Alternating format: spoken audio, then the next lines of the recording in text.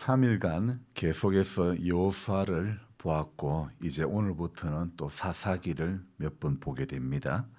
어제 제가 여호수아서를 말씀을 전하는 가운데 성경 가운데 가장 깔끔한 성경이다 이런 표현을 제가 했는데요. 그리고 어제 제가 말씀의 제목을 성경에서 가장 깔끔한 지도자는 이렇게 제목을 정해 붙였죠. 여호수아가 24장으로 이루어진 성경인데 하나님은 24장 안에서 여호수아를 부르시고 또 누구보다도 순종 잘하는 사람으로 만드시고 아주 멋진 사역을 하게 하시고 그리고 두 번의 고별 설교를 이렇게 한 후에 불러가시는 그러니까 여호수아서 안에서 부르심에서 데려가심까지 한꺼번에 전부 다 기록되어 있는 그런 깔끔한 성경이고 또 여호수아라고 하는 지도자의 삶 자체도 깔끔한 삶이었다 이렇게 말씀드릴 수가 있습니다. 그래서 여호수아가 그렇게 깔끔한 이미지인 것은 지도자가 깔끔한 이미지로 자리매김한 것은 딴 이유가 아닙니다. 한 가지 이유밖에 없더라고요. 주야로 율법을 묵상하고 다 지켜 행하니까 그 삶이 깔끔할 수밖에 없지 않겠습니까? 거기에 무슨 그 군더더기가 붙겠습니까? 마음을 강하게 하고 극히 담대하게 했는데 무슨 잡음이 생겨날 것이 있겠습니까? 최근에 저는 제가 다녔던 신학교 교수님까지 역임하셨던 분이 그것도 목사의 신분이신 분이 자기 교회 담임 목사님을 페이스북에서 너무 심하게 테러를 한 것을 보고 마음이 편하지가 않았습니다. 계속해서 담임 목사님의 설교 가운데 우리 목사님의 설교 가운데는 예수가 없다. 예수가 없다. 이 이야기를 계속 이야기라는 거예요. 우리 목사는 자기가 잘나서 여기 있는 줄 안다. 암흑의 교회가 세습이 아니라 개성이다. 이런 이야기들. 제가 듣기에 참 불편한 말들을 너무 거침없이 쏟아내었습니다. 그 교회는 서울 영락교회이고 담임 목사님은 김운성 목사님이십니다. 부산 영도에서 성자 목사님으로 소문날 정도였고 그리고 몇 해 전에 영락교회로 청빙을 받아 이렇게 현재까지 영락교회를 잘 섬기고 계신 분입니다. 그런데 이런 담임 목사님을 이 암흑의 교수님이 설교만 마치고 나면 페이스북에다가 우리 목사의 설교에는 예수가 없다. 늘 그렇게 적는 거예요. 그래서 이런 말씀을 계속 적으며 담임 목사님의 그 개인적인 부분을 설교 내용을 가지고 폄하하는 내용을 자꾸 적는데 제가 그 글을 보면서 처음에는 나는 내가 전하는 설교에는 예수가 있나 이렇게 저 자신을 돌아보는 계기가 되었고 약간의 자극이 있었던 것입니다. 하지만 계속되는 담임 목사님을 향한 테러에 교수님의 그 신앙과 인격에 상당한 문제가 있음을 발견할 수 있었던 것이죠. 김은숙 목사님의 설교에 예수가 없다라고 공개된 자리에서 그렇게 계속 떠드는 모습을 보면서 제 안에 드는 마음이 이분이야말로 그 안에 어쩌면 예수가 없는 것 아닐까 이런 조심스러운 결론을 내려보았죠. 정확하게는 예수는 있지만 그의 지식이 담임 목사님의 설교 가운데 있는 예수님을 바라보지 못하게 한 것이다. 이렇게 말씀드리는 것이 정확한 것 같습니다. 설교를 머리로 들으면 이렇게 충분히 될 수 있습니다. 자기 안에 있는 지식과 경험의 귀로 들으면 예수가 보이지 않게 되는 것입니다. 전하는 사람이 예수님 예자도 안 꺼내도 성령님께서 함께 하시면 예수님을 바라볼 수 있게 해 주시는 줄로 믿습니다. 설교를 듣는 것도 여러분 마찬가지입니다. 머리보다도 더 아래로 내려와야 하는 것이죠. 가슴으로 들어야 하고 동시에 손과 발이 또한 들어야 된다고 생각합니다. 물론 가슴도 손도 발은 이 듣는 기관은 절대 아니죠. 하지만 듣는 기관으로 들려오는 것이 가슴까지 손까지 발까지 이어질 때 그것을 우리는 가슴으로 듣는다, 손으로 듣는다, 발로 듣는다 이렇게 말할 수 있는 것이죠.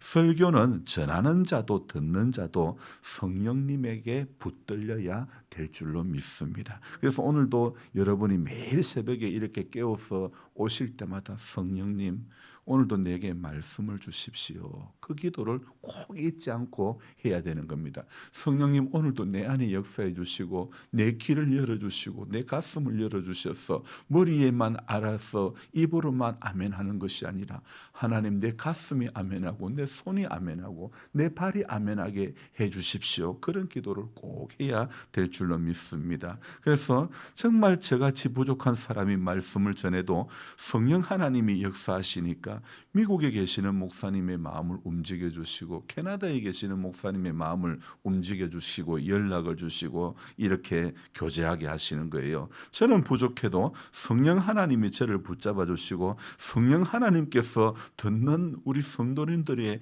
귀와 가슴을 붙잡아 주시면 성령 하나님의 역사는요, 우리가 생각할 수 없는, 우리가 상상할 수 없는 역사, 곧 이 산을 들어 명하시면 저 바다 가운데 들려지는 그 역사가 오늘도 분명히 일어날 줄로 믿습니다.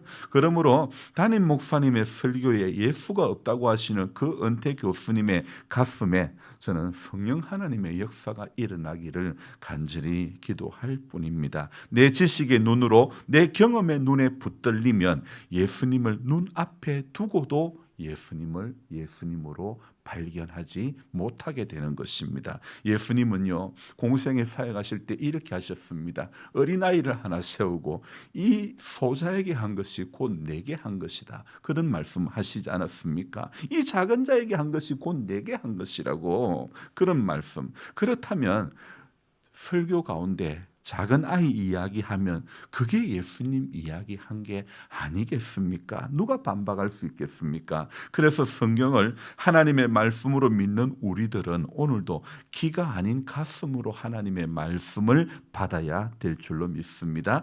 가슴으로 이 말씀을 받으면요, 말씀을 전하는 목사가 버벅거리고 더듬거려도요, 그러나 그 가운데 회개가 일어나고 눈물이 흘러나올 수밖에 없는 줄로 믿습니다. 왜 하나님이 모세에게 여호수아에게 명령하라고 하셨고 강하게 하라고 했고 담대하게 하라고 모세에게 그렇게 부탁을 하셨습니까? 제가 오늘 새벽에 생각해 보니 하나님은 모세를 통해서 전해지는 그 말씀으로 여호수아가 가슴으로 말씀 받는 사람으로 하나님은 만드시지 않았나, 이런 생각을 해보는 겁니다. 이렇게 한 사람의 지도자에게 가슴으로 말씀이 전해지니 여호수아는요, 깔끔하게 순종하고 깔끔하게 사역하는 정말 군더더기 없는 그런 사역을 할 수 있었던 것 같습니다. 요셉이 죽은 후에 애굽에 내려갔던 이스라엘 사람들은요, 요셉이 죽은 후에 다른 대우를 받지 않았습니까? 그와 마찬가지로 오늘 사사기를 시작하는 이 사사기 1장 1절에 보니까 여호수아가 죽은 후에 그러니까 여호수아가 죽은 다음에는 이 또 상황이 달라지는 거예요. 어떤 상황이 달라지느냐? 이스라엘 백성들의 영적인 환경과 일상이 이렇게 달라지게 되는 거예요. 자, 그러니까 사사기는요, 여호수아가 죽은 후에 달라지는 이스라엘 백성들의 영적인 모습과 그리고 일상의 이야기들을 타락하는 불순종하는 일상의 이야기들을 기록하고 있는 것이 바로 사사기라고 하는 성경입니다. 그래서 오늘 사사기 1장 1절에 여호수아가 죽은 후에라는 문장으로 바뀌어진 이 상황 속에 다음 이야기가 여호수아 다음 이야기가 이제 전개되고 있는 것이죠. 자, 여호수아 다음 이야기가 무엇입니까? 모세의 후계자였던 그 강하고 담대하고 깔끔했던 지도자 여호수아가 죽고 나자 백성들의 질문이 무엇입니까? 오늘 1절 후반부에 보니까 질문이 무엇입니까? 우리 가운데 누가 먼저 올라가서 가나안 족속과 싸우리까? 우리 가운데 누가 먼저 올라가서 이 가나안 족속과 싸우리까? 이 질문에서 우리는 이스라엘의 강력한 지도자인 여호수아가 죽은 후에 마지막 사사인 사무엘에게 이르기까지 그들이 어떻게 살았는가를 이 사사기라고 하는 성경은 잘 보여주고 있는 것이죠. 여러분, 사사 시대에는요, 강력한 중앙 집권이라는 어떤 그런 게 없었습니다. 그리고 또 이스라엘의 12지파가 아주 느슨하게 고삐가 풀어진 그런 어떤 삶과 같이 되어버린 그런 시대였다는 것이죠. 자, 강하고 담대했던 여호수아가 아주 강력하게 꿈과 비전으로 나라를 이끌어가던 그런 사람이 죽자, 그렇게 강력한 지도자, 영적인 지도자이며 신앙의 롤 모델이었던 그런 삶의 본을 보여주었던 지도자가 죽었다는 것. 자, 그 상황 가운데 오늘 우리 가운데 누가 먼저 올라가서 가나안 족속과 싸우리까? 여러분, 구약 성경은요, 자세히 들여다보면 끊임없이 전쟁 이야기를 하고 있습니다. 그래서 제가 이 청년 때 다시 교회를 나오면서 왜 성경은 참 전쟁 이야기밖에 없냐, 그래서 참 많이 아쉬웠거든요. 아쉬워했단 말이에요. 이 전부 구약 성경 들여다보니 전부 전쟁 이야기예요. 그래서 이건 전쟁 이야기, 끊임없이 전쟁 이야기를 하고 있더라고요. 지금 우리들이야 러시아나 이스라엘처럼 총성이 울리는 그런 포성이 울리는 그런 전쟁은 없지만, 그러나 구약 성경을 통해서 출애굽한 사람들의 이야기는 계속되는 전쟁 이야기로 쓰여지고 있는데, 여기서 우리는 한 가지 질문을 해볼 수 있는 것 같습니다.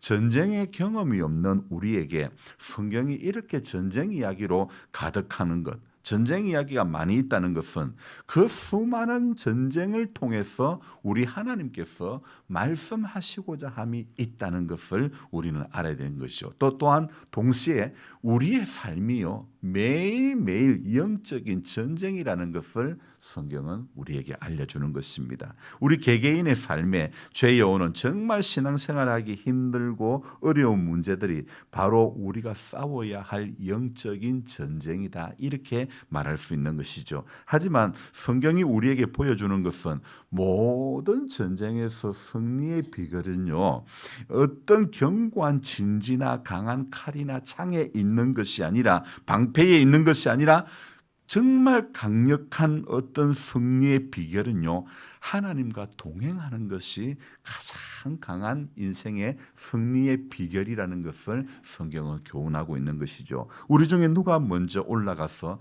가나안 사람과 싸우리까? 이 말씀은 질문인 동시에 뭔가 좀 결단이 있는 그런 것 같습니다.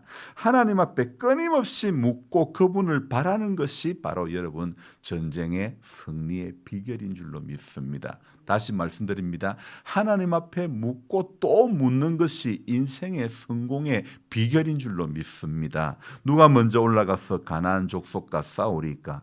자, 이 질문을 누가 이스라엘을 이끌 것인가, 이렇게 바꾸어 말할 수도 있는 것입니다. 그러자 하나님은요, 오늘 2절에서 누가 올라가라고요? 유다가 올라갈지니라. 유다가. 하나님은 유다 지파가 먼저 전쟁을 하라고 이야기하십니다. 자, 여러분, 그렇다면 하나님의 의도가 왜 하나님은 하필이면 유다일까? 하나님이 약속하시는 승리는 이 승리가 유다 족속을 통해서 이루어질 것이라는 것을 우리에게 말씀하시는 것입니다. 여러분, 마태복음 1장을 한번 가보시면요, 거기에 누구는 누구를 낳고 누구는 누구를 낳고 이런 족보에 대한 이야기가 나오지 않습니까? 그 족보를 보면요, 야곱의 12아들 가운데 하나님은요, 넷째 유다를 통해서 예수님의 족보를 이어가는 것을 알 수가 있습니다. 그래서 요셉이 총리가 되어 계속되는 흉년에 형제들과 아버지께서 먹을 것이 없을 때 요셉을 통해서 다시 살게 했어도 하나님의 역사는 누구를 통했어요? 유다를 통해서 이어져 가는 것을 우리는 알 수 있지 않습니까? 요셉이 구덩이에 던져졌을 때도 유다가 자기 형제들에게 말하는 것이 무엇입니까? 자, 우리가 우리 동생 죽이고 그의 피를 덮어둔들 무엇이 우리에게 유익한가? 차라리 우리가 이스마엘 사람에게 팔고 그에게 손은 대지 말자. 그는 우리의 동생이요 우리의 혈육이니라 하매 그의 형제들이 청종하니라. 이렇게 기록되어 있더라고요. 자, 이렇게 해서 요셉이 애굽으로 가게 되고 나중에 총리가 되는 거 아닙니까? 하나님은 애굽에 가는 그 모든 그 과정에도요. 유다가 우리 동생 죽여가지고 우리가 뭘 덕을 보겠느냐 그러면서 이 유다를 그때도 사용을 하신 것이고 또 지도자가 없는 후계자가 없는 이 혼탁한 시기에 사사시대의 이 혼탁한 시기에도 하나님은 유다 지파를 통해 가지고 일하시는 하나님이시라는 사실을 그리고 또 이 일은 나중에 유다 지파에서 나오실 예수 그리스도를 결국 수면 위에 꺼내시는 우리 하나님의 섬세함이다. 저는 이렇게 말씀드릴 수 있는 것입니다. 이 야곱의 넷째 아들 유다를 통해서 하나님은 일하셨죠. 야곱이 사랑했던 라헬이 낳은 아들이 아니라 레아에게서 얻은 아들을 통해 하나님의 역사가 쓰여져 가는 것이죠. 자, 여호수아가 죽은 후에 이 시작되는 사사기 1장 1절의 말씀에서 또 암시하는 것이 무엇일까? 이런 생각을 해보았습니다. 여호수아에게는요 없는 게 하나가 있습니다. 후계자가 없습니다.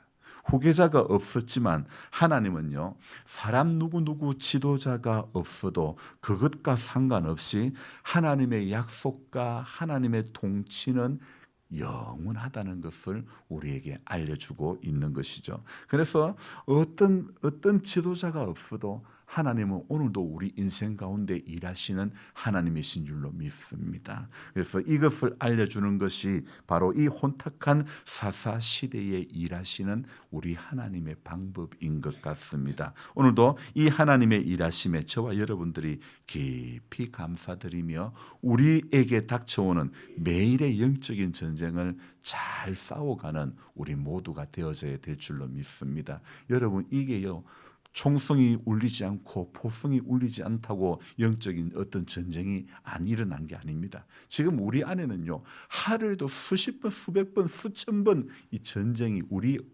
안에서 일어나는 겁니다. 우리 안에서 영적인 전쟁은 끊임없이 일어나는데 이 전쟁에서 이기는 것 결코 인간의 어떤 견고한 진지나 어떤 성 아닙니다. 지식 아닙니다. 경험 아닙니다. 우리가 이길 수 있는 것은 오늘도 겸허히 새벽에 나와가지고 하나님요 함께 해주십시오. 성령님 내 마음을 붙잡아 주시고 이길 수 있는 힘을 달라고 기도하는 것 그것밖에 없는 것입니다. 우리가 부족해도 그 하나님을 바라보고 그 하나님을 신뢰하며 그 하나님 앞에 끝까지 동행하는 사람이 되기를 원하면요 그 하나님께서 오늘도 분명히 우리 가운데 이 산을 들어 명하며 저 바다 가운데 던져지게 하는 그런 역사를 하나님은 오늘도 써주실 줄로 믿습니다. 다른 게 기적이 아닙니다. 주와 동행하며 나아가면 하나님은 일상이 기적이 되게 해 주시는 줄로 믿습니다. 어떤 눈에 보이는 특별한 것이 기적이 아니라 일상이 기적인 예수를 믿으면 매일의 일상이 기적이 되는 줄로 믿습니다. 그 기적의 하나님을 오늘도 신뢰하며 만나며 나아가는 우리 모두가 되기를 주님의 이름으로 축원합니다. 기도하겠습니다. 좋으신 하나님 아버지 고맙고 감사드립니다. 하나님께서 지도자가 죽은 후에 후계자가 없는 이 상황 가운데서 사사시대를 어떻게 열어가시고 또 일하시는지 하나님 인간적으로 볼 때에는 우리 가운데 누가 먼저 올라가서 가나안 족속과 싸우리까 그들의 가운데에는 쉽게 어떻게 할 어떤 힘도 강력함도 없었던 그런 시기였습니다. 후계자가 없었기 때문에. 하지만 하나님은 그 가운데서도 그 혼탁한 시대 가운데서도 하나님은 유다 지파를 선두로 해서 일하시는 하나님. 결국은 그 이야기는 이 혼탁한 시대의 길은 예수, 진리는 예수, 생명은 예수밖에 없다는 것을 이 사사 시대에 하나님은 예수님을 수면 위에 끌어올리시는 것인 줄로 믿습니다. 주님, 오직 우리 인생의 길과 진리와 생명과 소망은 예수밖에 없는 줄로 믿습니다. 예수님 우리 가운데 오늘도 함께 해주시고 정말 우리 이 연약함 가운데 있지만은 예수님 나와 함께 하신다면 주님이 나와 함께라면 어떤 고난도 견딜 수 있잖아요.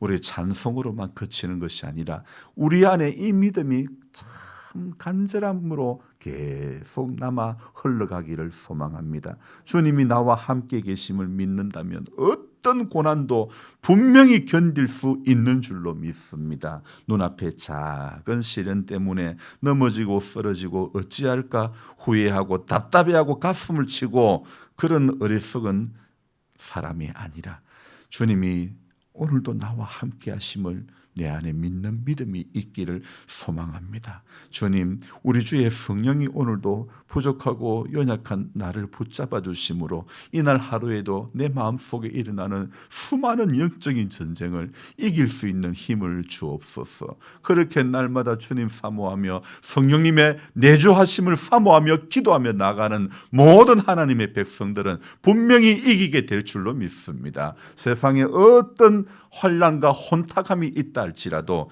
하나님 말씀을 주야로 묵상하고 그 가운데 명령한 것을 지켜 행했던 여호수아는 깔끔한 인생을 살았던 것입니다. 하나님, 우리도 궁더더기가 붙어있는 여러 가지 잡스러운 잡다한 것이 붙는 것이 아니라 오직 예수님께만 붙어있고 예수만 우리 안에 있는, 너희가 내 안에 있고 내 말이 너희 안에 있으면 무엇이든지 구하라 그리하면 이루리라고 말씀하셨사오니 나는 주님 안에 있고 주님은 내 안에 계셔서 오늘도 주께서 주시는 그 음성 듣고 순종 잘하는 여호수아와 같은 그런 믿음의 삶을 살아갈 수 있도록, 결단 잘하는 그런 삶을 살아갈 수 있도록, 하나님 가슴 따뜻한 신앙인이 될 수 있도록 이날 하루도 우리 가운데 역사하시고 하나님 순간순간 말씀해 주시고 어긋난 땅길로 가지 않도록 하나님 도와주시옵소서. 하나님은 사람 지도자가 없어도 하나님께서 그것과 상관없이